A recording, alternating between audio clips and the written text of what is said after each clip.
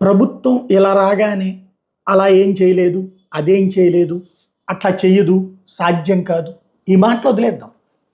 ప్రాక్టికల్గా ఏ ప్రభుత్వానికైనా సరే హనీమూన్ పీరియడ్ అనేది ఉంటుంది. జగన్మోహన్ రెడ్డికైనా అంతే ఉంటుంది, చంద్రబాబుకైనా ఎంత ఉంటుంది, కేసీఆర్కైనా ఎంత ఉంటుంది, రేవంత్కైనా అంతే ఉంటుంది. అయితే డెడ్ లైన్ ఇచ్చినప్పుడు ఖచ్చితంగా ప్రశ్న వస్తుంది. ఇప్పుడు ఫర్ ఎగ్జాంపుల్ రేవంత్ రెడ్డి 100 రోజుల్లో చేస్తాను చేయలేదు కాబట్టి ఖచ్చితంగా ప్రశ్నిస్తారు.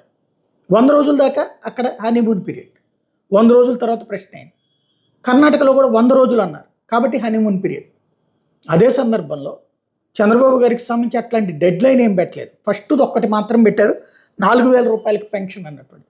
అది 1వ తారీఖు నాకు తెలిసి రేపు ఇచ్చేస్తారు.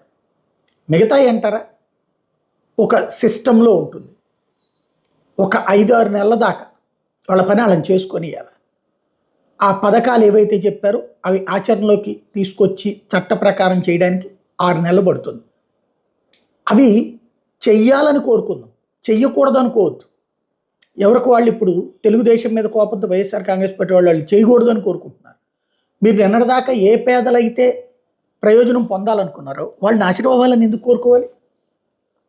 మీరు పెట్టినట్టే వాళ్ళు ఇంకంతకంటే ఎక్కువ పెడుతున్నారు కదా, పెట్టేయండి. పెట్టడం మంచిదని కోరుకోండి. ఇంకోటి, వాళ్ళు ఏ ఫార్ములా అయితే సక్సెస్ అయ్యారో వాళ్ళు అభివృద్ధి చేయాలని కూడా కోరుకోండి.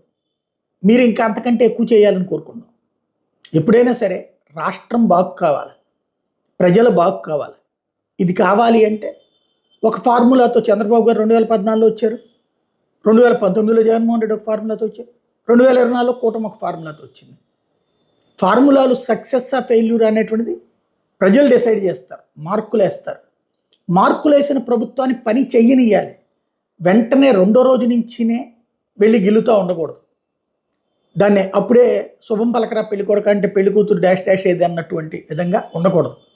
కాబట్టి ఇప్పుడే శాపనార్థాలు పెట్టడం ఆగి ఒక 6 నెలల పాటు వెయిట్ చేస్తే కరెక్ట్.